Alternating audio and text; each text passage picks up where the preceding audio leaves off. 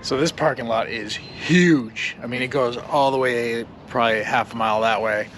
And we are squarely into, we're just gonna park anywhere phase of the day. Like, people just don't care anymore. This place is packed, so fingers crossed that people don't give up. Don't give up, people. Don't give up. Don't give up. Come for a hike. It's your health. You can't give up on yourself. Find a parking spot. Find a parking spot. Do the walking. You just got to keep showing up. That's and it. do the work. That's it. One step in front of the other.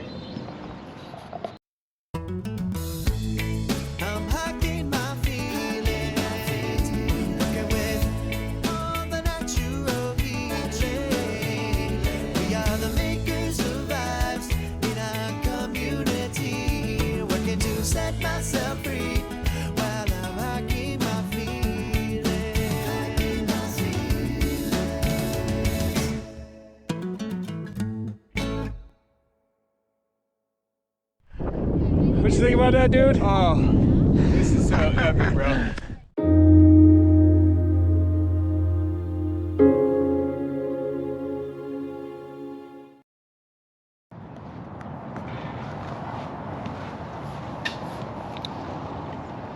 What's going on, Charlie Brown? Just gonna cross-reference who's filled out the waiver For what? for the Lifestyle Medical Group hike. Oh. Yeah. Where are we at, dog? We're at Mount Rubidoux, where Wow. we used to watch. It's right behind me. This Right. little, Yeah. this guy right here. Yeah. That's where we used to watch our friends jump off the other side of that, Right. and now we're gonna hike up this side of it. All night long, they would hang out, start fires. And we might, Jump off with parachutes. and if we do, we're gonna have to get an interview with him too. We might get to see Taylor Cole today, The world famous. the Taylor world Cole. famous world champion Taylor Cole. And he was also on what was that show? Wipeout. Wipeout. Yeah. And he was also Which is a perfect for him. he's a TEDx San Diego speaker. And he could ride a unicycle like nobody's business. Like nobody's business. Yeah. But in the event that we don't see Taylor, we miss you. But we're here today to team up with Wayne Dysinger, who is the founder of the Board of Lifestyle Medicine, the College of Lifestyle Medicine, and is the Chief Medical Officer for Healthly, and has his own practice called Lifestyle Medical. And we met him at Big Bear last year. Mm-hmm. And we got to talking about my diabetes and the reversal of it and all the things we do. And now we're gonna go share a little bit of what we do with some of his patients. Fantastic. Yeah. All right. Well, let's do this. Let's do it. I'm Sydney Williams, this is Barry Williams. We are the founders of Hiking My Feelings. We met Dr. Dysinger, nailed it.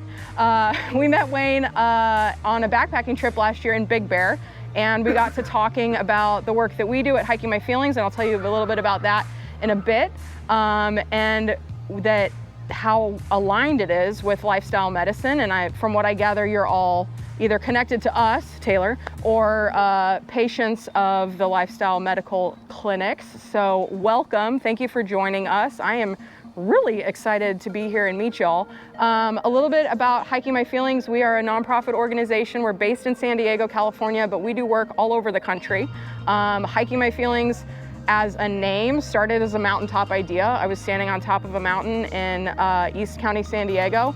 I had just quit 2 jobs in the span of 5 months. I was like a really baller corporate communications gal, working with like NBC and Comcast and Intel, like really big home name brands. Then I joined my friend's startup thinking like, this will be a stress reducer. Startup life is not a stress reducer, in case anybody was wondering. And so I was doing all this like life-changing stuff because I was diagnosed with type 2 diabetes when I was 31 years old.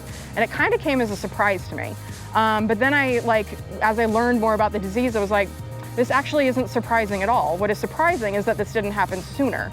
I personally had experienced some incredible trauma in my life that I just never did anything with. I completely avoided it. I was an expert at avoiding feeling my feelings, and drinking and eating them were my coping mechanisms of choice. So diabetes gave me the gift of channeling my people-pleasing tendencies into being the best patient my doctor's ever seen. And I couldn't be the best diabetes patient ever if I was eating Ben & Jerry's for breakfast and a bottle of wine to myself every night. So in the pursuit of diabetes management, I was like, you know what? turns out I'm hiking my feelings. I was on top of this mountain. I just quit those 2 jobs in the span of 5 months. Now I was a newly diagnosed, now uninsured person with diabetes. And I was like, righteous. Like, why am I so calm? I should be losing it. Like, I should be really stressed out.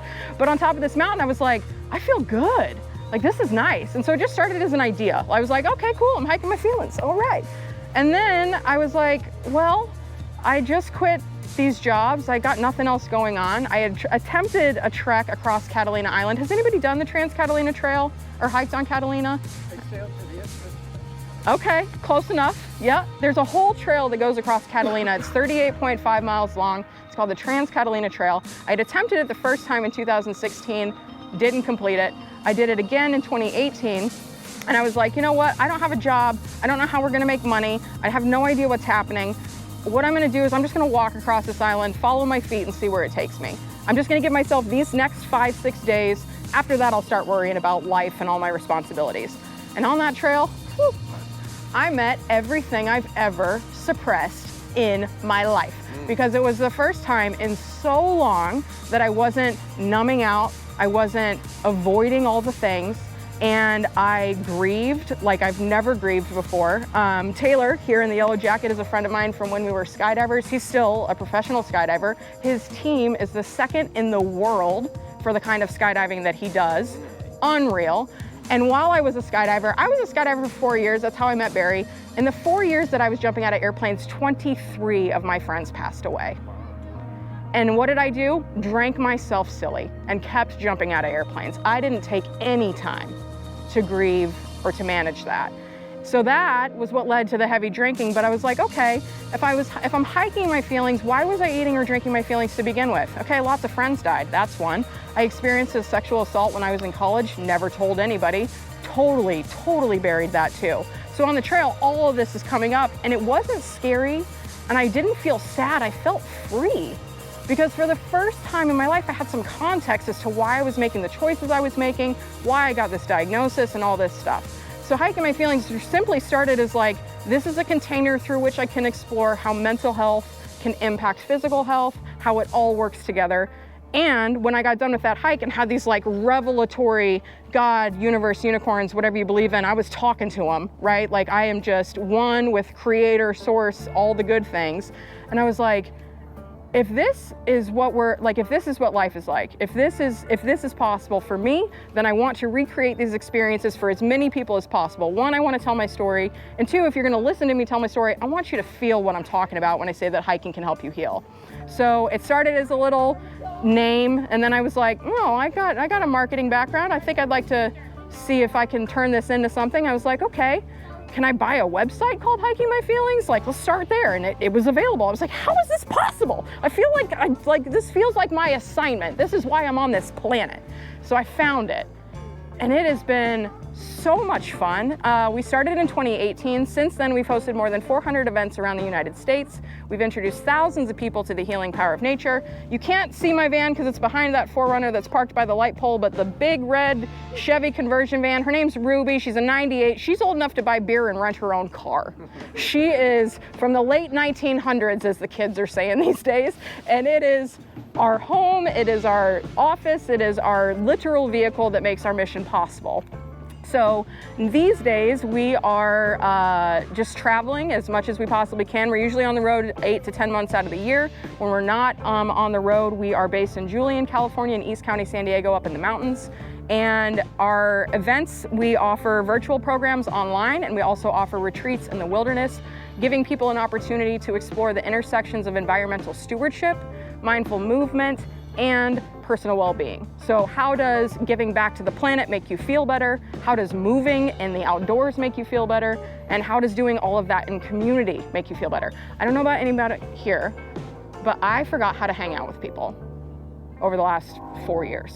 I hung out with friends last weekend that I hadn't seen in a while, and it was like gut-busting laughter that I haven't laughed like that since 2022, and I can remember like one time before that since 2020 that I laughed that hard. So I don't know if anybody else has been feeling isolated or under a rock or like not as social or a little bit more reclusive than you were before 2020, but I feel like I'm coming out of that. And so I'm really excited to share this experience with you guys today. We're gonna go hike up Rubidoux. How does everybody feel about hiking? where are we at skill-wise? Do we feel like climbing to the top? Do you want to do a flat lap around here? Are we here for the mountain? Mountain? All right, cool, sweet. I might fall way behind, which is That's fine. So that brings, you are like, we didn't brief this. We did not have a plan for this, but she just segued into what I was gonna say next. When we talk about what we do at Hiking My Feelings, we're practicing mindfulness on the trail. What are some of the ways you guys practice mindfulness in your everyday life? Or do you? What does that look like for you? Anything? Are we meditating? Breathing, yes. Yes, that is a huge one. So one of the ways that we're gonna practice mindfulness today, exactly to your point here, we are going to move at the speed of our breath. Barry and I summited Mount Whitney, the tallest mountain in the lower 48, and we lapped all of the really fast people because all the really fast people are charging, and then taking a 30-minute break. And we didn't see any of those people when we were up there, and we didn't see them on the way down. This is how fast we were moving, and I'm not kidding. And if you want to hang in the back with me, let's do it. Literally like this. It was an all day, 22 miles, 16 hours, 7,000 feet of elevation gain. And I woke up the next morning, wasn't sore, and I was ready to do it again because I moved at the speed of my breath. It's one really nice way to regulate how you have an experience. Another cool way that you can practice mindfulness is taking pictures. Seeing the way that the light changes, seeing what the clouds are doing, finding those cool flowers that you haven't seen before.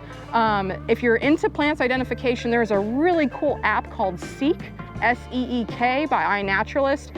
If I end up being 30 minutes behind everybody, it's usually because I'm taking pictures of flowers and I want to know what they are.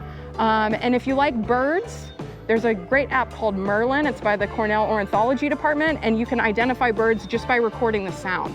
So even if you can't see them, like I woke up here and I was like, okay, well, I didn't wake up here, I sat here. And I was like, who's here with us today? We got yellow-rumped warblers in this tree. We got some lesser goldfinch. I don't know what's better, lesser or greater goldfinch, but lesser goldfinch. So we've got all kinds of cool stuff that we can do to practice mindfulness without having to like sit on a tuffet and be still and think about all the things. That's awesome if you like to do that, but I love moving and practicing mindfulness. Yes? I heard a long time ago that balance helps you with mindfulness. So my daughter and I run teams like that. I love that. I think it's an instant way to find mindfulness. Because you're zoomed in. You're not thinking about anything else. Whether it's slackline or a balance board. Yeah, that's brilliant. Sydney, there's another thing my co-author and I, she has introduced me to a concept called 5-4-3-2-1 to be mindful and present. And it's you in the moment, what are 5 things I see? What are 4 things I smell? What are 3 things that I touch? You know, what are 2 things that I taste? Yeah. Or 1 thing that I hear, or in any combination. Yeah. It's like, I'm just gonna accentuate my senses and pull them in, and boom, I'm now in the moment. Exactly. Yes. Oh, I love that. So many good tips. And if you have tips, let's share them. Because like the reason that I'm still on this planet to be able to do this work is because of shared story. I didn't tell anybody about what happened to me for over a decade because I thought it wasn't real. I just denied it for forever. And I was sitting on the couch watching The Bachelor, don't judge me.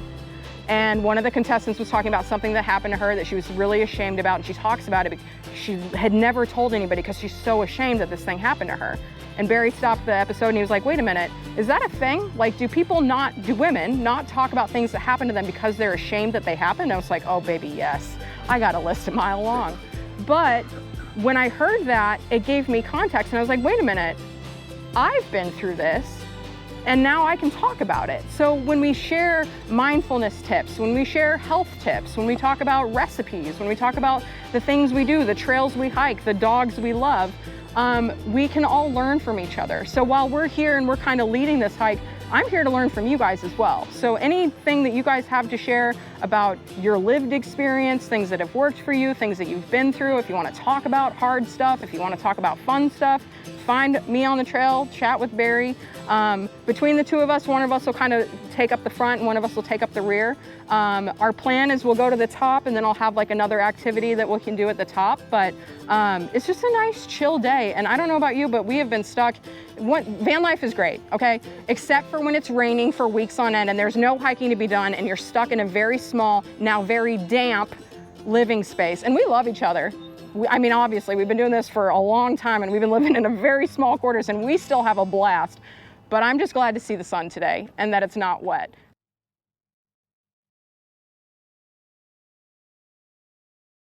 What are we doing here? I'm opening the box that has Hiking Your Feelings in it. All right. And this box arrived yesterday and you made me wait. Well, I didn't want to get in a car accident to get here in time. That's fair. Oh, man.